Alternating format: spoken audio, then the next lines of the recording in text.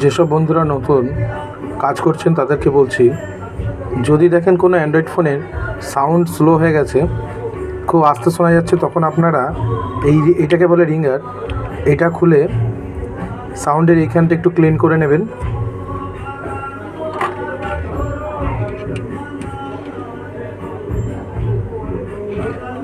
এবং এই যে দুটো তামা দেখতে পাচ্ছেন, এখানে একটু রাং ধরিয়ে নেবেন।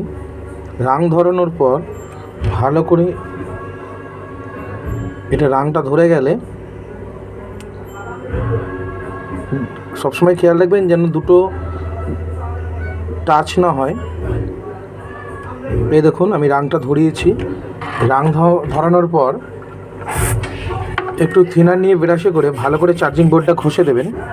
চার্জিং বোর্ডটা ঘষা হয়ে গেলে আপনারা পুনরায়